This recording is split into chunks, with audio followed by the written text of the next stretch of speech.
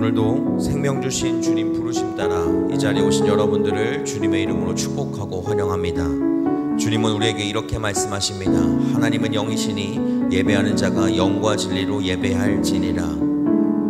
지금 우리는 오늘도 영과 진리로 예배하는 예배자의 삶을 살아야 할 줄 믿습니다.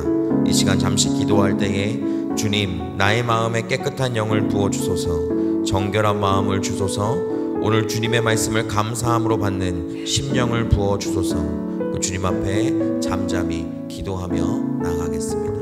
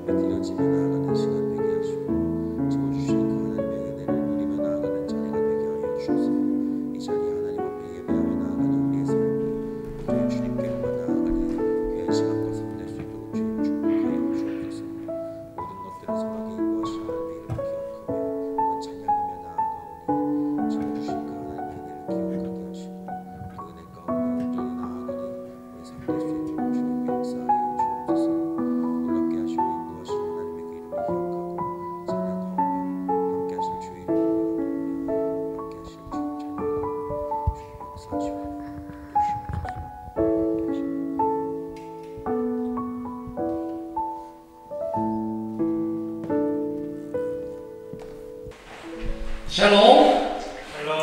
다시 한번 샬롬.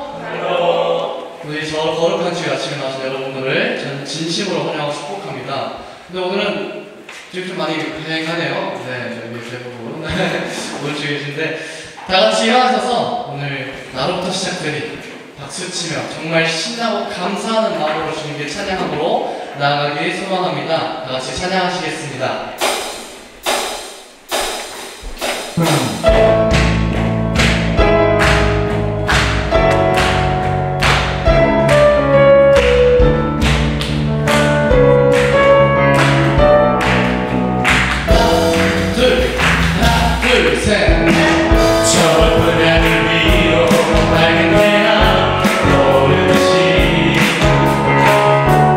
주저하지 않으리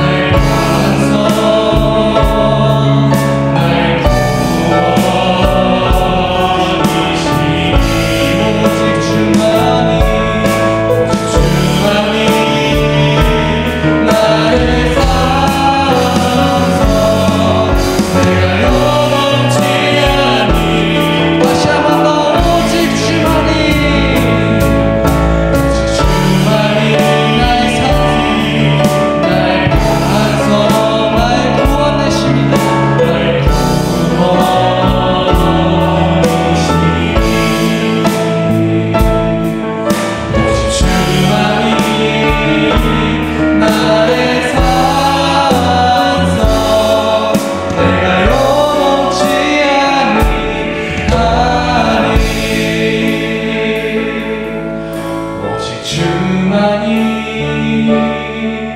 나의 반석 나의 구원이시니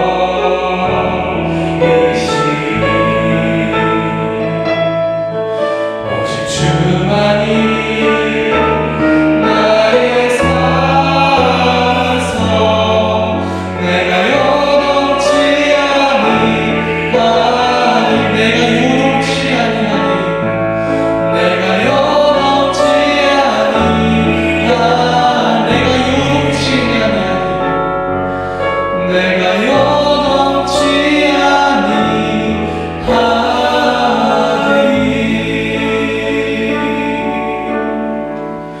오직 주만이 나의 반석 되심을 이 시간 고백하고 찬양합니다.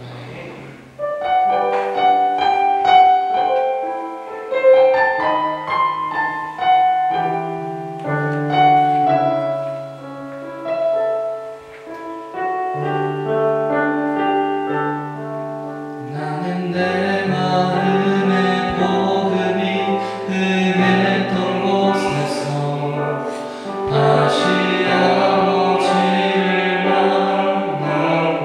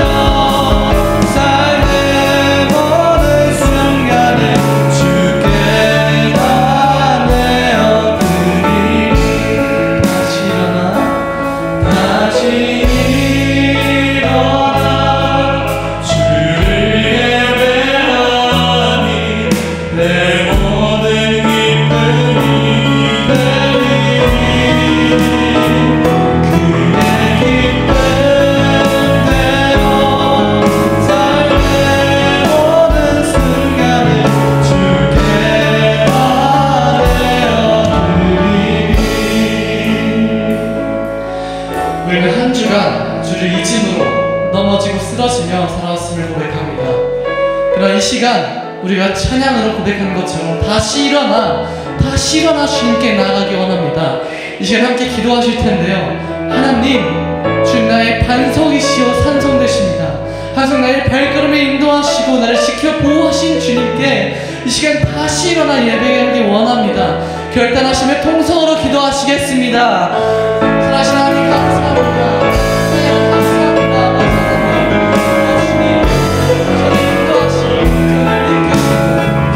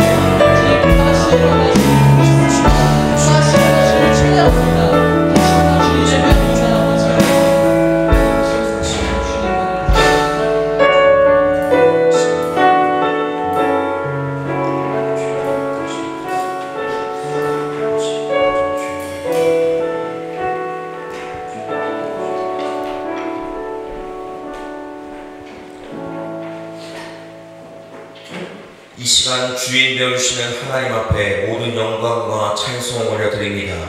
이 시간 우리의 온 마음을 다해 하나님을 예배하며 나아가는 이 자리 가운데 주님 함께하여 주시고 성령님께서 이 땅 가운데 오신 것처럼 주여 그 성령의 기름 부으심이 가득한 이 예배가 되게 하여 주옵소서. 재우신 하나님의 이름을 찬양하오며 예수 그리스도의 이름으로 기도합니다. 아멘. 우리 사도신경으로 우리 신앙 주님께 고백합니다. 나는 전능하신 아버지 하나님 천지의 창조주를 믿습니다.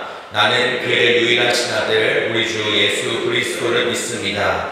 그는 성령으로 잉태되어 동정녀 마리아에게서 나시고 본디오 빌라도에게 고난을 받아 십자가에 못 박혀 죽으시고 장사된 지 사흘 만에 죽은 자 가운데서 다시 살아나셨으며 하늘에 오르시어 전능하신 아버지 하나님 우편에 앉아 계시다가 거기로부터 살아있는 자와 죽은 자를 심판하러 오십니다.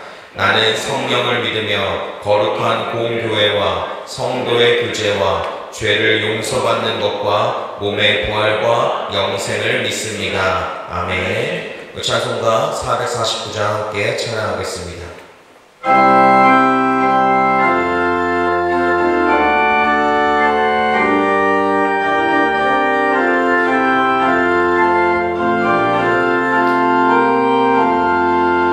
예수 따라가며 복음 순종하며 우리의 발길 원하겠네.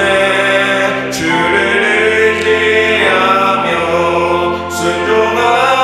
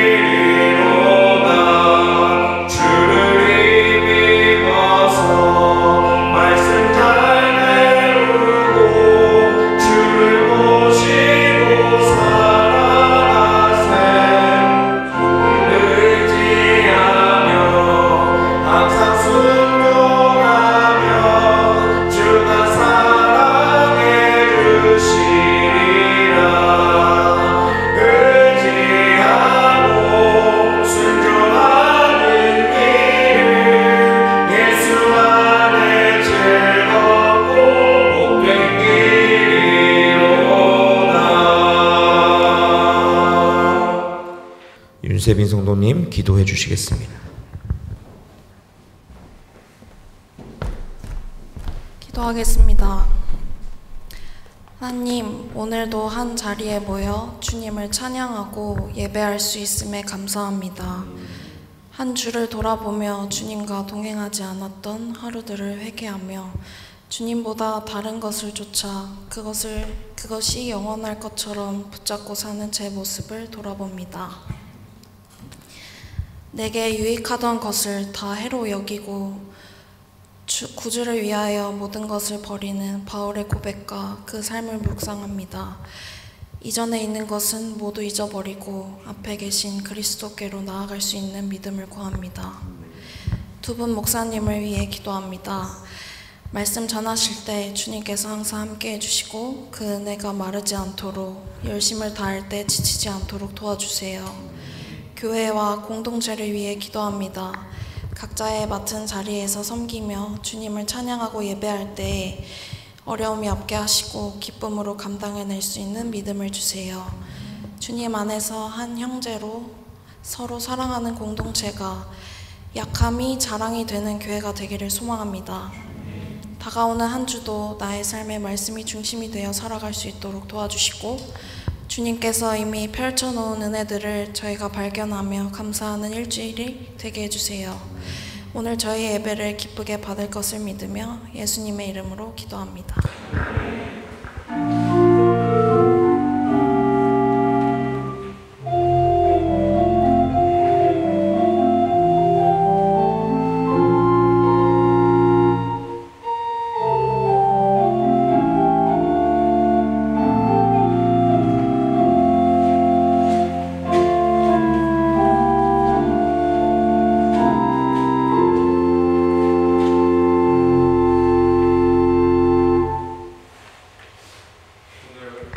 우리에게 주신 하나님의 말씀은 갈라디아서 1장 11절에서 24절까지 말씀입니다. 형제들아, 내가 너희에게 알게 하노니 내가 전한 복음은 사람의 뜻을 따라 된 것이 아니니라. 이는 내가 사람에게서 받은 것도 아니요 배운 것도 아니요 오직 예수 그리스도의 계시로 말미암은 것이라. 내가 이전에 유대교에 있을 때 행한 일을 너희가 들었거니와 하나님의 교회를 심히 박해하여 멸하고 내가 내 동족 중 여러 영갑자보다 유대교를 지나치게 믿어 내 조상의 전통에 대하여 더욱 열심히 있었으나 그러나 내 어머니의 태로부터 나를 택정하시고 그의 은혜로 나를 부르신 이가 그의 아들을 이방에 전하기 위하여 그를 내 속에 나타내시기를 기뻐하셨을 때에 내가 곧 혈육과 의논하지 아니하고 또 나보다 먼저 사도된 자들을 만나려고 예루살렘으로 가지 아니하고 아라비아로 갔다가 다시 다메섹으로 돌아갔노라. 그 후 3년 만에 내가 게바를 방문하려고 예루살렘에 올라가서 그와 함께 15일을 머무는 동안 주의 형제 야고보 외에 다른 사도들을 보지 못하였노라. 보라, 내가 너희에게 쓰는 것은 하나님 앞에서 거짓말이 아니로다.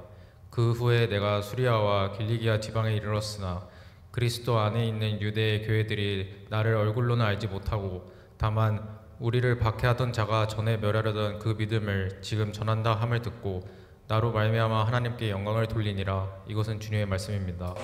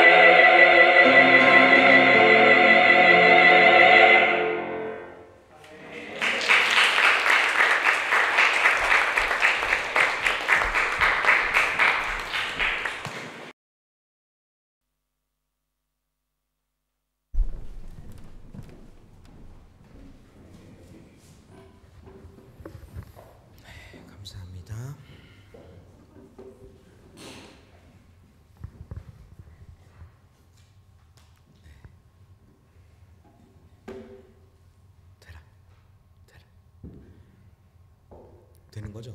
오케이. 굿. 네, 여러분, 갈라디아서 말씀이 어제부터 시작해서 지금 진행 중에 있습니다. 갈라디아서 오늘 그 1장에 11절부터 24절까지 우리 찬이 형제 수고 많았습니다. 긴 글을 읽느냐고 수고 많았고, 길지만 그 가운데서 우리가 짧게 그 말씀들을 보면서 하나님께서 우리에게 하시는 것, 특히 오늘 사도 바울이 어떻게 말하고 있는지를 우리는 주목해 보아야 될 필요가 있어요. 그래서 그런 말씀을 보는 시간들이 되었으면 좋겠습니다. 네, 11절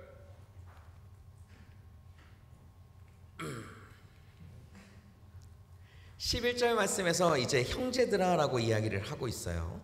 그러면서 사도 바울의 이야기를 시작하는 겁니다. 내가 너희에게 알게 하노니 내가 전한 이 복음은 사람의 뜻을 따라 행한 것이 아니다. 그리고 그 다음에 이제 사람에게서 받은 것도 아니고 배운 것도 아니다 라고 말하면서 뭐라고 이야기하고 있냐면 오직 예수 그리스도의 계시로 말미암은 것이 내가 너희에게 전하고 있는 복음이다 라는 것을 이야기하고 있는 거예요. 사도 바울은 우리가 잘 아는 것처럼 예수님을 만난 그 자리가 다메섹으로 그 사람들을 핍박하러 가려고 했던 그 자리였습니다. 그 자리에서 바로 예수님을 만났고 그 예수님 때문에 오늘 이렇게 갈라디아 교회들에게 이 복음들을 전하고 있는 것이죠. 여기에서 말하고 있는 계시, 여러분들 계시라고 말하는 이것은 바로 어떤 뜻을 가지고 있냐면 나타내다, 드러나다라는 뜻을 가지고 있어요. 그 말 그대로 예수 그리스도께서 사도 바울에게 드러내 보여주셨다는 것을 말하고 있는 것입니다. 사도 바울은 이 11절과 12절에 있는 이 말씀을 통해서 자신이 전하고 있는 그 복음과 또한 자신이 사도가 된 그 모든 것은 예수 그리스도로 말미암아 받았다라고 주장하고 있는 거예요. 넘겨주세요. 복음의 내용을 그래서 세 가지로 볼 수가 있는데, 이 복음은 예수는 누구인가 라고 하는 것에 대한 첫 번째가 있습니다. 예수님은 누구인가가 중요해요. 그리고 두 번째는 예수님이 무엇을 하셨는가가 중요합니다. 그리고 세 번째가 무엇이냐면 예수님께서 그렇다면 우리에게 하신 일은 무엇인가, 그리고 그 예수님이 하신 일과 지금 2000년이 지난 내 삶 가운데 이게 어떻게 연결되는가, 그것이 가장 중요한 것. 이것을 우리가 다 믿게 되어질 때에 우리는 그 복음을 알고 있다라고 말할 수가 있는 거예요.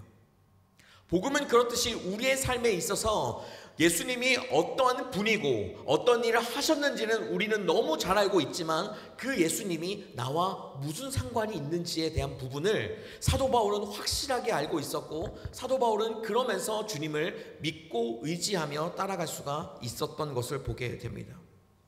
그리고 사도 바울이 이렇게 이야기하면서 자기가 이렇게 예수 그리스도의 계시를 받은 자답게 하나님 앞에 나아갈 수 있게 된 근거, 증거에 대한 부분을 13절부터 이야기해주고 있는데, 바로 13절에 나오는 것처럼 바로 내가 이전에, 예수님을 믿기 전입니다, 믿기 전에 유대교에 있을 때에 행한 일을 너희가 들었거니와 라고 이야기를 하면서 나는 교회를 심히 박해하던 사람이다.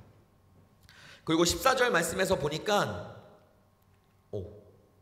내가 내 동족 중 여러 영갑자보다 유대교를 지나치게 믿었고 또한 그 조상의 전통에 대해서 열심히 있었다라는 것을 이야기해주고 있어요. 사도행전 26장에 있는 말씀에서는 어떻게 사도 바울에 대해서 이야기를 해주고 있냐면 바로 그들에 대하여 심히 격분하고 외국 성에게 가면서까지 박해하는 삶을 살았다라고 이야기하고 있습니다. 사도 바울이 자기의 훗날을 돌아봤을 때 내가 얼마나 그렇게 격분하여서 하나님의 일이라고 생각하고 사람들을 핍박하고 또한 사람들을 박해했던 것인지를 다시 한번 이야기하고 있는 것을 보면 사도 바울이 얼마나 하나님 앞에 그 예수님을 만나기 전의 삶이 얼마나 하나님을 반하는 삶을 살았던 것을 우리가 볼 수 있게 되죠. 그런 가운데서 사도 바울이 이렇게 15절에서 이야기를 하고 있는 것입니다.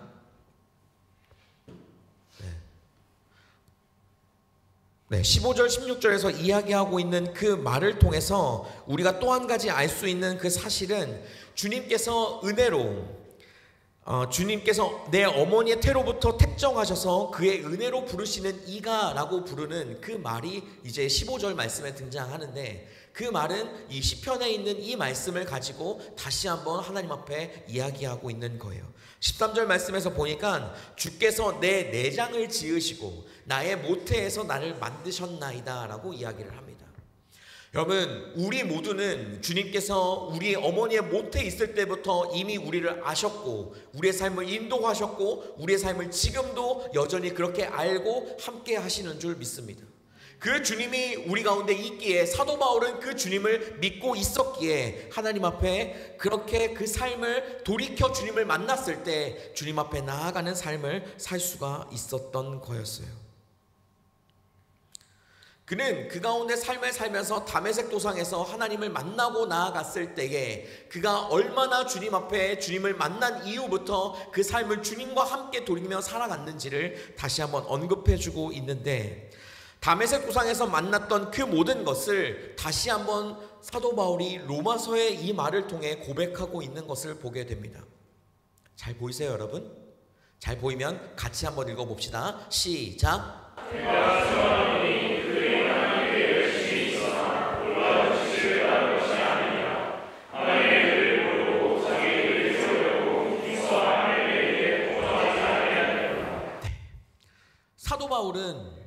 사도 바울이 그 교회들을 박해하던 그 시점의 상황에서 사도 바울의 마음에는 어떤 마음이었냐면, 내가 이렇게 하는 행동이 하나님 앞에 옳은 거야 라는 것을 가지고 있었어요.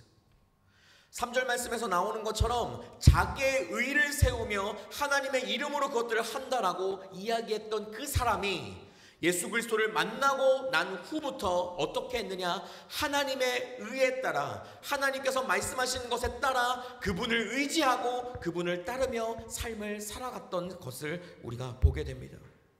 예수 그리스도를 만났던 그 사도 바울은 그 가운데서 자신의 삶을, 자신이 주권을 가지고 있었던 그 모든 삶에서 하나님 앞에 모든 주권을 내어드리며 하나님과 함께 주님의 뜻에 따르며 나아갔던 삶을 살아가게 되었던 것이죠. 16절, 오늘 본문 16절 말씀에서는 그것을 뭐라고 이야기하냐면 그의 아들을 이방에 전하게 하려고 라고 이야기를 하고 있습니다. 하나님께서 사도 바울에게 명령하신 것은 바로 자신 예수 그리스도의 그 이름을 이방인들에게 전하는 삶을 살아야 한다는 것을 이야기하고 있었던 거예요. 그 삶을 살아갔던 우리 사도 바울이 하나님 앞에 그 삶을 끊임없이 삶을 살아가기 시작합니다. 그러면서 오늘 그 개인적인 그 신앙 고백이 담겨 있는 본문이 바로 오늘 말씀의 이 본문이라는 사실이에요. 그래서 오늘 이 본문은 우리가 말씀을 볼 때 사도 바울의 그 모습을 보면서 신앙인으로서, 내가 그리스도인으로서 예수 그리스도의 그 복음을 아는 자로서 어떤 삶을 살아가야 하는지를 다시 한번 보고 또 다시 한번 경험하는 그 시간이 될 줄 믿습니다. 사도 바울은 그 하나님 앞에 나아가는 그 순간순간마다 하나님을 믿는 사람, 예수 그리스도를 믿는 사람을 철저하게 박해했던 사람이었고, 철저하게 하나님의 뜻에 따라 살아가려고 애썼던 사람이었어요. 이렇게 박해를만 했던 이 사람이 예수 그리스도를 만나고 나서 변화가 되니까, 그리고 그 변화가 된 것뿐만 아니라 그의 아들 예수 그리스도를 그 사람들에게 전하며 나아가게 되니까 오늘 본문 마지막 절이었던 24절에서는 이렇게 이야기합니다. 나로 말미암아 하나님께 영광을 돌리니라. 이 말 앞절의 23절에서는 믿지 않던 이 사람이 우리가 믿는 것을 전하고 있게 되니까, 와, 저 사람이 예수를 통해서 예수 그리스도를 만났으니까 저렇게 변화가 됐구나. 그것으로 인해서 사도 바울이 하는 그 행동을 보고 하나님께 영광을 돌리며 나아갔다라고 성경이 기록하고 있는 것입니다. 그 모습만 보더라도 우리는 우리 삶의 변화와 하나님을 만나고 나서 예수 그리스도를 만나고 난 이후에 그 변화가 얼마나 드라마틱한지, 그리고 얼마나 우리의 삶을 뒤바꿀 수 있는지를 우리는 경험하고 알 수가 있는 것이죠. 예수 그리스도를 믿고 나아간다라는 것은 예수 그리스도 안에서 변화가 되고 주님께 회개할 뿐만 아니라 나의 주권을 주님께 돌린다는 것으로 이야기할 수 있습니다. 여러분들은 여러분들의 삶을 구원하신 예수 그리스도를 믿으십니까? 그 믿음이 우리 가운데 있다라면 우리는 나의 주권이 나에게 있는 것이 아니라 주님께 있고, 더 이상 나의 의가 아니라 하나님의 의를 내 삶 가운데 품고 살아가야 될 사람이라는 사실을 잊지 않아야 하는 것입니다.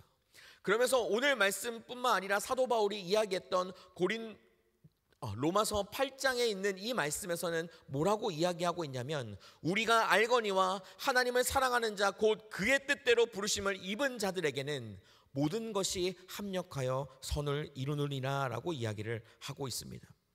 이 말씀은 무엇이냐? 우리의 삶에 있는 모든 것들을 통해서 하나님께서는 선을 이루어 가실 것이라는 확신의 말입니다. 다음 한번 넘겨주세요. 이 말은 무엇이냐면, 우리가 현재로서 가지고 있는 어려움과 힘듦, 그 가운데 연약함과 나의 죄, 나의 가지고 있는 무식함, 아니면 완악함, 분노, 화, 나의 교만, 모든 것들을 하나님께서 다 사용하셔서 나의 삶을 선으로 이끌어 가신다는 사실입니다.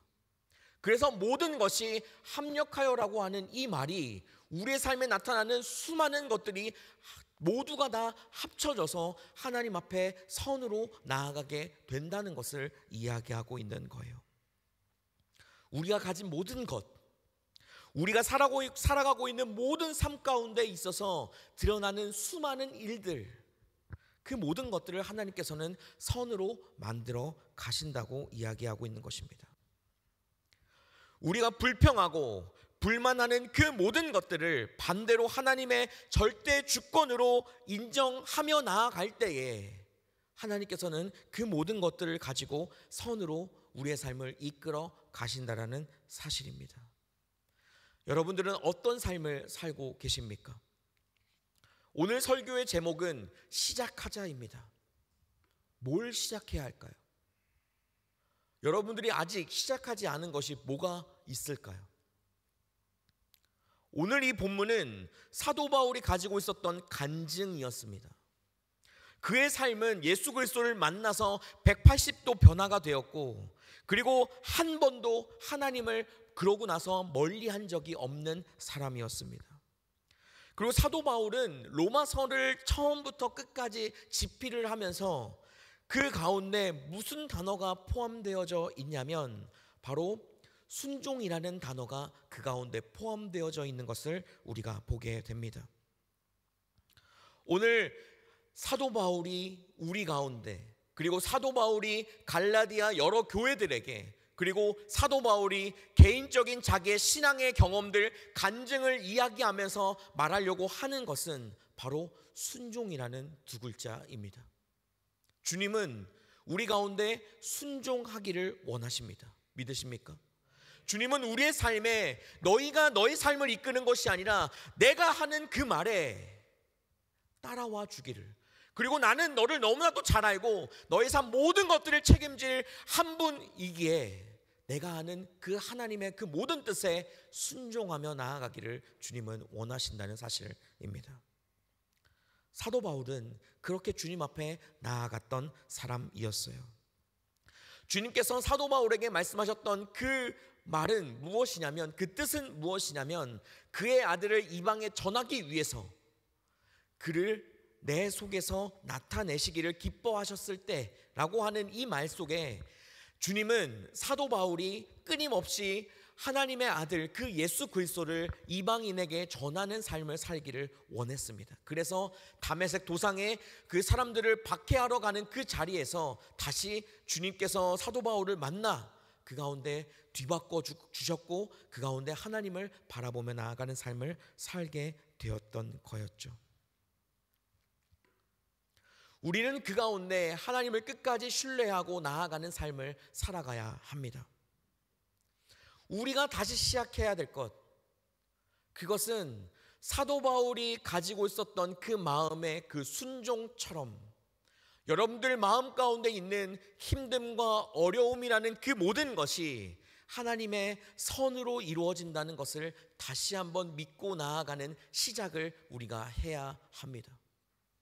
우리가 하나님 앞에 다시 시작하며 나아가야 될 것은 우리의 삶에 있어서 하나님이 날마다 주시는 모든 은혜 가운데 힘듦과 어려움이 있고 그 가운데 고난도 있고 우리가 감당할 수 없을 것 같은 그 시련들이 우리 앞에 닥쳐 있지만 그 모든 것을 하나님께서 합력하여 선을 이루신다는 그 믿음이 이 가운데 다시 시작되어야 할 줄 믿습니다. 시작이라는 이 말은 우리 가운데 끝을 향해 달려간다는 뜻을 가지고 있습니다. 우리가 하나님 앞에 나아가는 모든 순간에 우리는 어떠한 삶으로 주님 앞에 나아가고 있습니까? 왜 우리는 사도 바울과 같이 하나님께서 사도 바울의 삶을 보면 우리가 성경에서 보면 그는 정말 50에서 한한 감한 매를 정말 3번이나 맞을 정도로 많은 파선도 당하고 죽일 위험에도 당하고 오늘 본문에 나와 있는 그 18절 이후에 있는 말씀에서 게바를 만나고 나서 15일간 그곳에서 머물고 떠났다라고 이야기를 하고 있는데 그것조차도 사도 바울을 죽이려고 하는 사람들이 온다는 소식을 듣고 광주리에 달아 내려 도망가게 만들었던 것이 바로 그 장면들이에요. 사도 바울은 그렇게 자기의 삶이 힘들고 어려움에도 불구하고 끊임없이 왜 주님을 전하고 끊임없이 그 주님 앞에 그 말에 순종하면서 나아갈 수 있었을까? 그것은 그 힘듦과 어려움을 뛰어넘어서 그 가운데 나를 구원하신 그 주님을 향한 믿음과 주님께서 나를 향한 하나님 앞에 그 뜻을 내가 순종하며 나아가겠다라고 하는 그 마음이 그 안에 있었기 때문 아닐까요? 우리는 왜 사도 바울처럼 살 수 없다고 생각합니까? 우리는 왜 사도 바울처럼 그 삶에서 하나님의 뜻을 구하고 하나님을 증거하며 나아갈 수 없다라고 우리의 삶에 혹시 생각하는 분은 없으십니까? 반대로 내 삶은 주님을 믿는 삶이기는 하지만 힘들다, 어렵다, 진짜 주님 믿고 사는 것 좋고 하는데 지금 내 처해 있는 이 환경이 왜 이렇게 어려울까? 그러면서 우리는 주님 앞에 기도하잖아요. 주님, 이 모든 것들이 해결되기를 원합니다. 이 모든 것들을 가져가 주시고 이 모든 것들이 다 주님 앞에서 치유되기를 원합니다 라는 것들로 우리가 주님 앞에 나아가는 그것, 왜 우리는 그렇게밖에 살지 못할까요? 삶의 환경이 변화되지만 그 가운데 우리의 삶이 흔들릴 수 있지만 그 가운데 우리의 삶을 꽉 잡고 있는 것은 다름이 아닌 예수 그리스도 그분의 그 말씀이고 그분을 향한 우리의 믿음인 줄 믿습니다. 그것이 우리에게 정해지고 그것이 우리에게 있을 때에 우리는 삶에 힘듦과 어려움이 있더라도 그곳에 흔들리며 나아가지 않을 수 있는 거예요. 오늘 아까 읽었던 말씀인 로마서 8장 28절 말씀 같이 한번 읽어봅시다. 시작.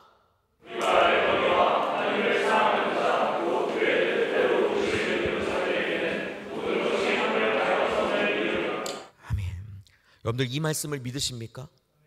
이게 하나님께서 우리에게 하시는 방식이고 우리가 그렇게 주님 앞에 순종하며 나아가야 될 하나의 또한 말씀이라는 사실이에요. 여러분들은 이 예배 자리에 나오면서 어떠한 마음으로 예배를 나오고 계십니까? 여러분들의 삶 가운데 있는 힘든 문제, 어려운 문제들이 오늘 들려지는 말씀과 찬양을 통해서 해답을 얻거나 아니면 치유함 받기 위해서 이 자리 가운데 나오셨습니까?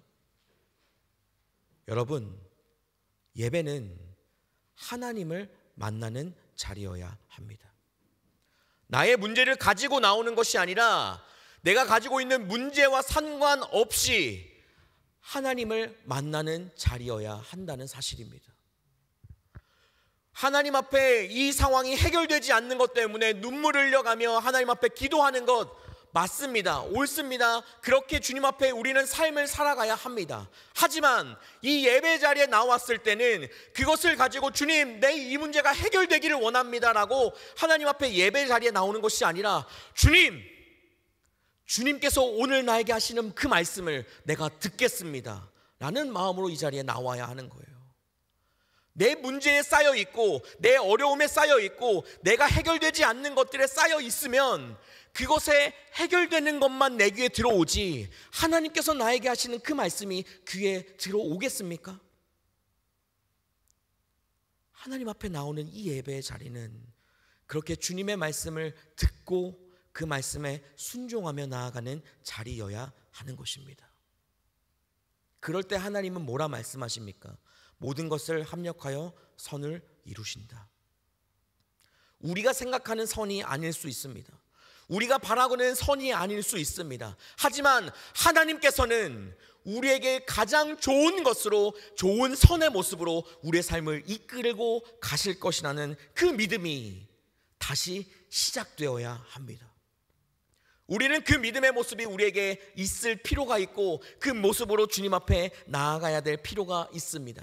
그렇게 되면 우리의 삶은 힘듦과 어려움 가운데 눈물 흘리고 그런 순간들이 찾아올 수 있죠. 그게 없다라는 것은 아닙니다. 근데 그 가운데 사도 바울처럼 기뻐하고 감사할 수 있는 은혜가 되어지는 거예요. 여러분들의 삶의 그 중심에 주님을 다시 세우는 여러분들의 삶이 되시기를 주님의 이름으로 축복합니다. 우리는 그리스도인입니다.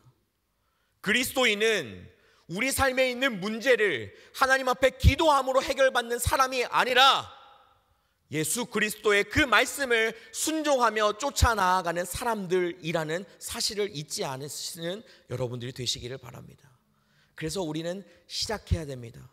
주님을 믿고 주님 앞에 순종할 시작. 여러분들 마음 가운데 힘들고 어려운 것들이 닥쳐올지라도 주님은 여러분들을 그 삶 가운데서 다시 일으켜 다시 세우시고 다시 여러분들을 선으로 이끌고 가실 것입니다. 그 주님을 함께 다시 믿고 나아가는 여러분들의 삶이 되시기를 주님의 이름으로 축복합니다. 이 시간 같이 하나님 앞에 찬양하며 이 시간 나아가기를 소망합니다.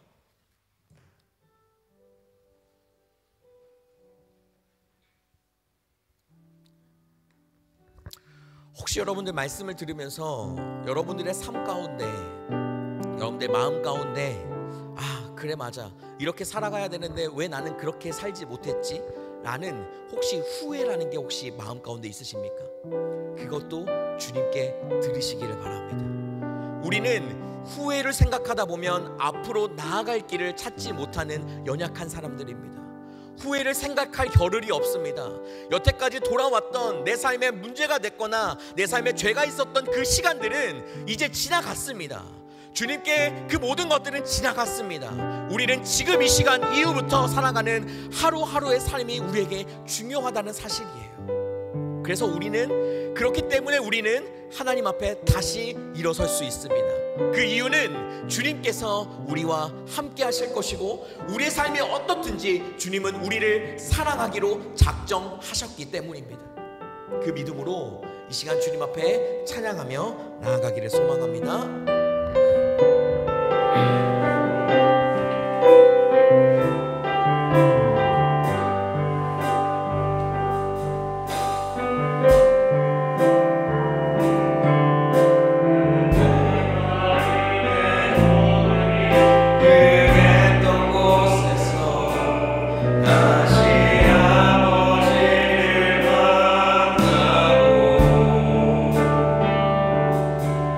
주님 내 마음에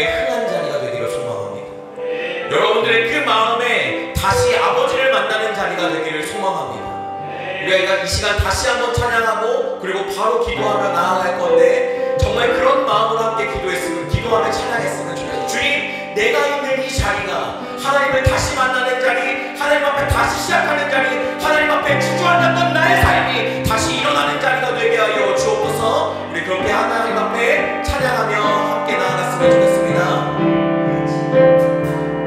나는 내 마음의 복음이 흥했던 곳에서 다시 아버지를 만나고 아멘.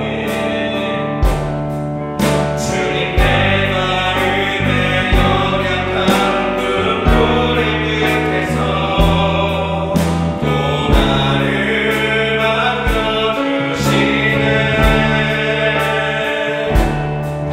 잠깐 생각했던 그의 부르심 다시 나를 회복해 하시네. 다시 일어나, 다시 일어나. 주를 예배하니 내 모든 기쁨이 되니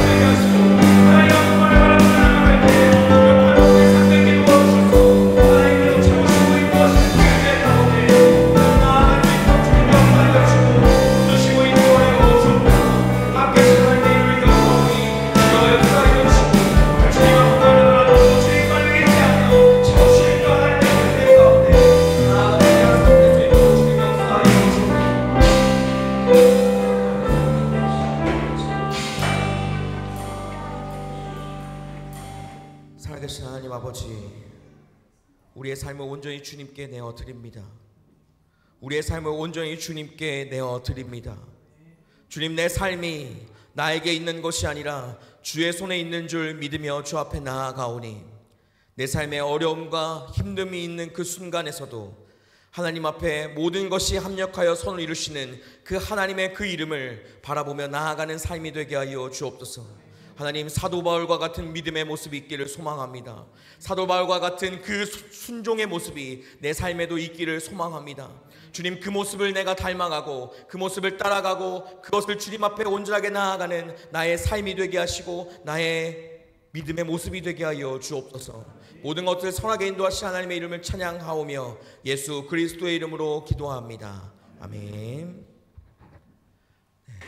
네, 성만 찬양하도록 하겠습니다.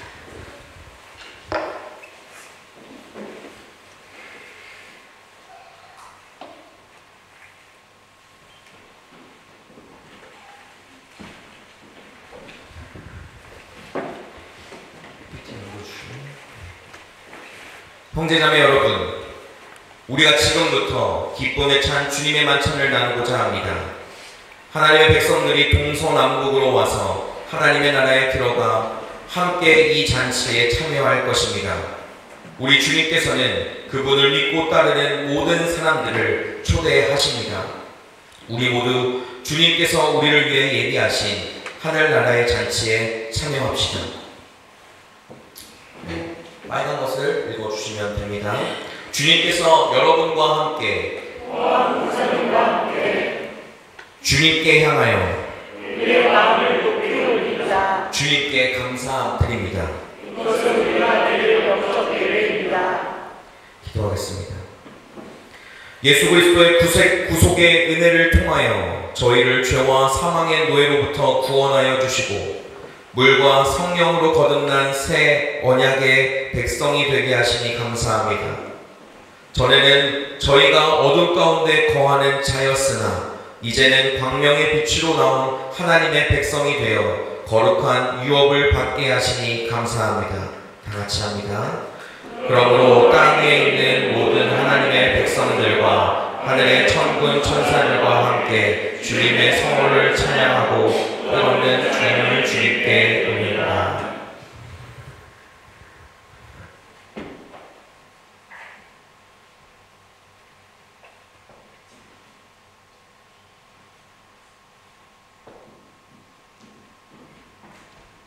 주께서는 잡히던 밤에 예수님께서 떡을 가지사 축사하시고 떼어 제자들에게 주시며 말씀하셨습니다. 받아 먹으라. 이것은 너희를 위하여 주는 내 몸이니라. 이것을 행하여 나를 기념하라.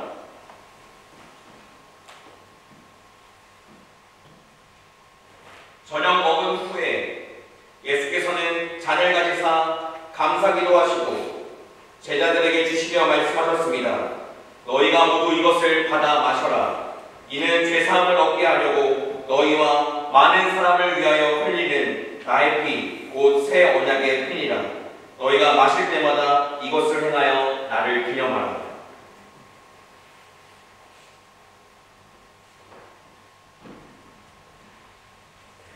같이 읽겠습니다. 시작. 하나님께서 죽은 자 가운데서 예수 그리스도를 들어오신 바로 그날 주님께서 십자가에서 떡을 드실 때 제자들은 주를 알아보았습니다. 그리고 성경에 담는 가운데 그 떡을 떼고 잔을 갖는 일을 기록하였습니다.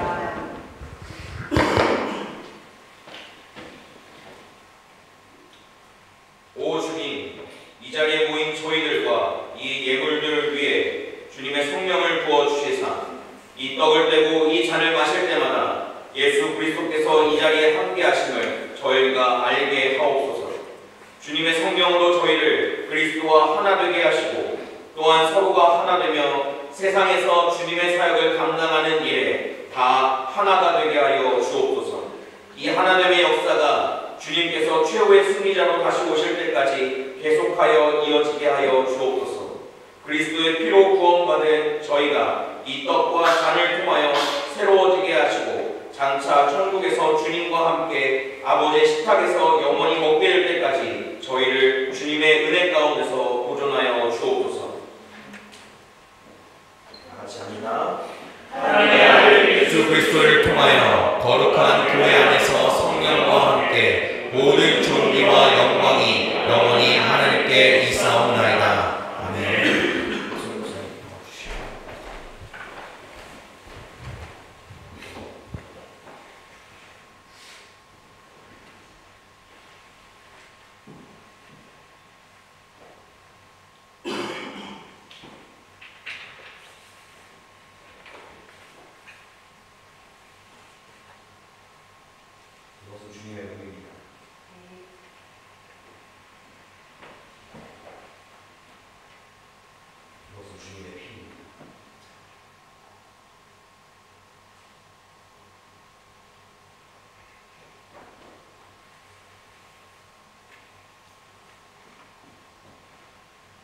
주님의 몸입니다.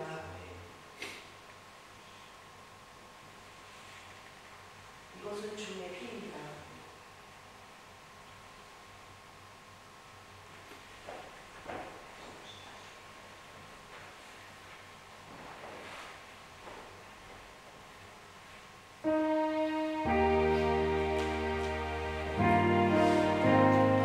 우리 성찬을 참여하려고 합니다. 세례 부인 그리고 유아 세례를 받은 자들은 성찬에 참여하실 수 있고 그렇지 않은 분들은 성찬에 참여하실 수 없습니다. 이것은 예수 그리스도를 믿는 자로 세례받은 것이 우리의 표징이 되고 예수 그리스도를 확증하여 믿게 된다는 것이 되기 때문입니다. 지금 세례받은 자들은 세례받은 자들 앞으로 나와 주셔서 떡을 먼저 받으시고 그리고 잔에 빵을 적셔서 드시고 돌아가시면 되겠습니다. 가운데로 나오셔서 양주하도록 하겠습니다.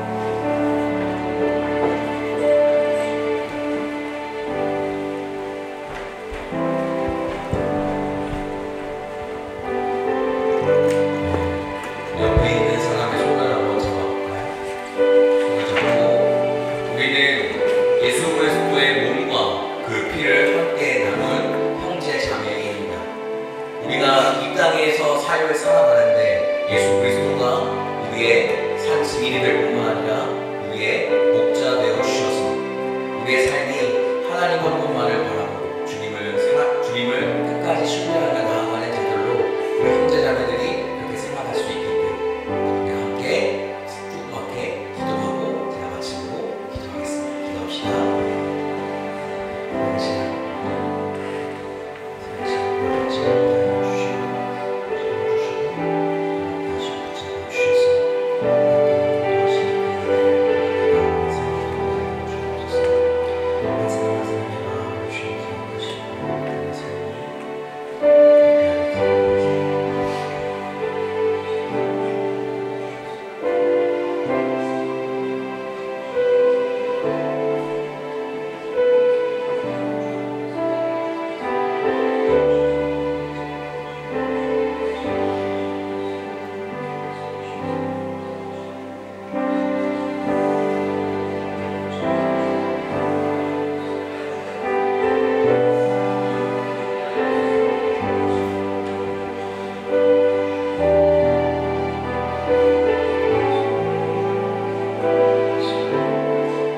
살아계신 하나님 아버지, 우리의 삶을 인도하시는 하나님의 이름을 찬양합니다.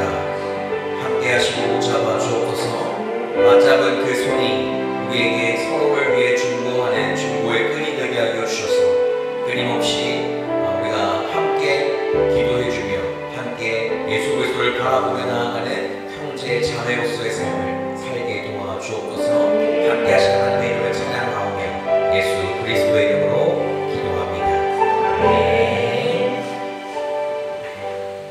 이 시간 같이 하나님 앞에 봉헌하도록 하겠습니다.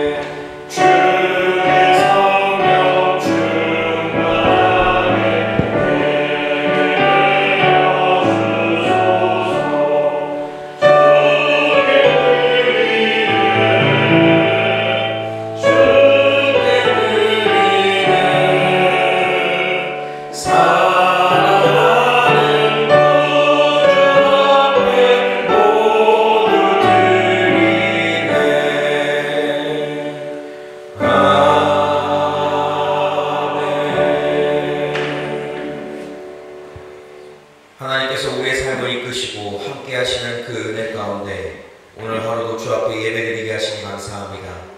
주님 앞에 감사하여 하나님께 주신 것에 마땅히 예물드리오니 하나님 앞에 드린 모든 손길들마다 하나님께서 채워주시는 그 은혜를 받게 하여 주옵소서.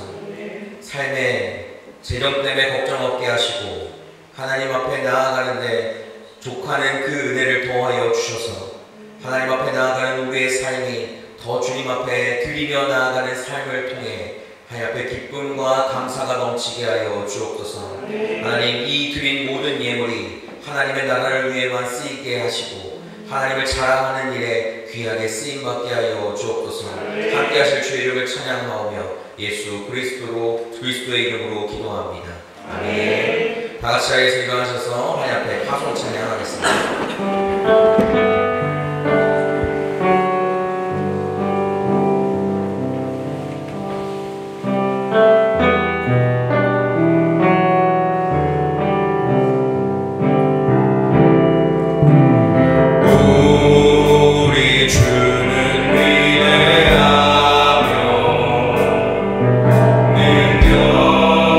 능력이 많으시네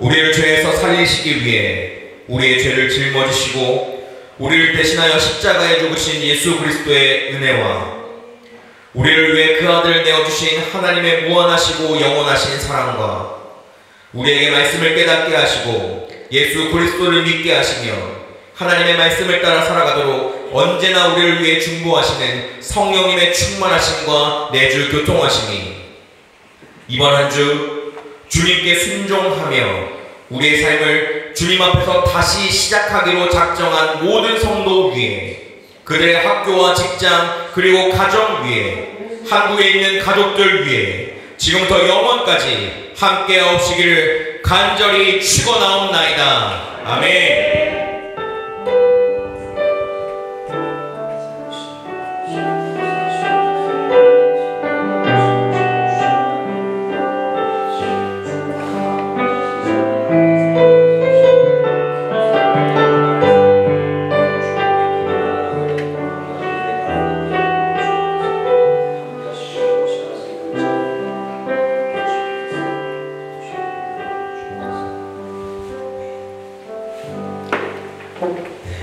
자리에 앉아주시면 감사하겠습니다. 오늘도 교회를 방문하신 모든 분들을 주님의 이름으로 축복하고 환영합니다. 함부르크에서 오셨어요. 우리 김은주 집사님, 박지혜 집사님, 그리고 우리 호수랑 온비 네 가정 함께 와주셨는데 자리 잠깐 일어나시면 박수 드리겠습니다. 반갑습니다. 네, 오늘 예배 후에는 샘 말씀 묵상 모임이 진행됩니다. 조금 남네요. 자, 오늘 예배 후에는 샘 말씀 묵상이 진행됩니다. 여러분, 우리가 다시 시작하기로 하나님 앞에 시작하기로 작정한 만큼 하나님 앞에 말씀 묵상 모임에 빠지지 않는 여러분 되시기를 바랍니다. 오늘은 공식적으로 오늘부터 저 뒷문을 예배가 마치면 바로 잠그겠습니다. 여러분들이 혹시나 댁에 가셔야 되거나 집에 가셔야 될 상황이 있으면 저 뒷문을 사용하지 말아주시고 이 옆을 통해서 가시면 되는데 말씀 묵상 모임이 너무나도 귀하고 너무나도 좋습니다. 맛있는 주먹밥을 우리 짱쌤에서 만들어주기로 하셨기 때문에 그것들을 함께 먹으면 해주시면 좋고 네, 오늘 주먹밥에는 특별히 간고기뿐만 아니라 버섯도 함께 들어갔어요. 그래서 더 맛있을 겁니다. 그러니까 그렇게 함께 하나님 앞에 우리가 예배드린 것뿐만 아니라 그 은혜를 또 누리고 그 은혜를 나누는 그 자리에 빠지지 않는 여러분이 되면 좋을 것 같습니다. 네, 그런 시간들 됩시다. 네, 한 주간 입시 응원 선물 나눠주신 모든 분들, 입시가 입시죠. 목마른가 봐요. 네. 기도해주신 모든 분들께 감사드립니다. 그리고 또한 입시를 직접 참여하신 모든 분들 수고 많으셨습니다. 이제 개수를 세보니까 다시 할까요? 그 입시 응원 선물 개수를 세보니까 저희가 총 90개를 준비했었는데 한 35개 정도 남았어요. 그러니까 그 정도 인원이 사실 몇 군데가 학교가 겹쳐서 많은 분들이 못 오실 거라고 생각은 했지만 그래도 감사하게 많은 분들 또 나눠드릴 수 있었던 것 같습니다. 그래서 함께 또 같이 기도해 주시면 좋겠고 오늘 찬양대 너무 좋지 않았나요 여러분들? 찬양대 단원을 계속 모집하고 있습니다. 여러분 혹시 저 찬양대 가운이 마음에 안 들어서 찬양대 안 들어오신 거 아니죠? 저는 미안해 이걸 하려는 게 아니라 제가 오늘 저 찬양대 가운을 봤는데 여러분 정말 유니크하고 너무나도 귀하지 않습니까? 저는 너무 만족스럽습니다. 그래서 찬양대곡이 더 있죠? 찬양대장님 더 많이 있죠? 그러니까요 여러분들을 위한 찬양대곡이 다 준비되어져 있어요. 그래서 여러분들이 뭐 사역을 몇 가지를 하셔도 상관없이 하나님 앞에 찬양하고자 하는 분들은 저희가 둘째 주, 넷째 주에 찬양하기로 작정하여 시작하고 있습니다. 그러니까 여러분들이 그 시간들을 꼭 지키고 또한 함께 목소리 잘 못해도 상관없습니다. 하나님 앞에 찬양하는 그것만으로 우리가 은혜가 되는 자리가 될 것입니다. 그렇게 나아가는 모두 여러분들이 되면 좋겠습니다. 다음 주 예배 방법입니다. 다음 주 예배는 인터내셔널 예배로 드려지게 됩니다. 누군가는 이 예배를 드리면서 하나님 앞에 집중할 수 없다라는 말을 할 수도 있을 것 같아요. 그런데 우리에게 있어서 가장 중요한 것은 그 가운데서도 하나님의 은혜를 찾는 겁니다. 하나님의 은혜를 바라보며 나아가는 것입니다. 그리고 우리가 언제 어디 가서 다른 나라 사람과 다른 언어로 하나님 앞에 예배할 수 있겠습니까?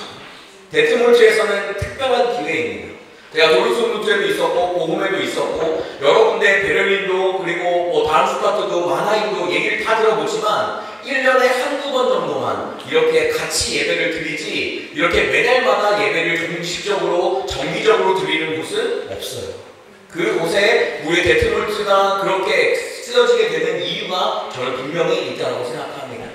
저도 그곳에서도 은혜 많이 받고 하나님 앞에 나아갈 수 있는 시간들이 되니까 여러분들 기억해 주시고 다음 주는 그래서 이 우리 한인교회 예배가 없고 그 예배로 함께 가서 드려지게 됩니다. 그러니까 꼭 그것들을 기억하시고 3시 30분 너무 시간도 좋지 않나요? 1시에 우리 너무 버거웠는데 3시 30분 너무 좋지 않나요? 예배도 우리처럼 더 길지도 않고 뒤에 모임도 없고 1시간 딱 알박하게 끝납니다. 얼마나 귀한 예배가 됩니까? 그러니까 그 시간들을 함께 소통하고 또 함께 모여서 예배 드려주시면 좋을 것 같아요. 그리고 7월 6일날 7월 첫 주입니다. 7월 첫 주에 이제 이 교회 독일 임마누엘 교회와 함께 연합 예배를 드리게 됩니다. 그래서 10시 30분에 예배가 있으니까 그 시간을 또 기억해 주시고 그날에는 함께 연합으로 예배 드리는 거니까 1시에는 예배가 없다는 사실도 알고 계시면 될 것 같아요. 그리고 봉헌 특송과 특주 계속 신청받고 있으니까 여러분들 신청해 주시고 함께 하나님을 찬양하는 일에 열심을 내주시는 여러분들 되기를 소망합니다. 이 시간같이 예배를 잘 마쳤고요. 우리 이 시간 함께 구호하고 그리고 우리 옆으로 이동해서 바로 모임 진행하도록 하겠습니다. 네, 우리 다음 세대 아이들도 있고 하기 때문에 어디 있니? 이제 구호를 알려드리면 제가 주님께 하면 여러분이 맡기자, 내 삶을 맡기자, 하나님께서 하시면 할 수 있다 이렇게 하고 마치게 됩니다.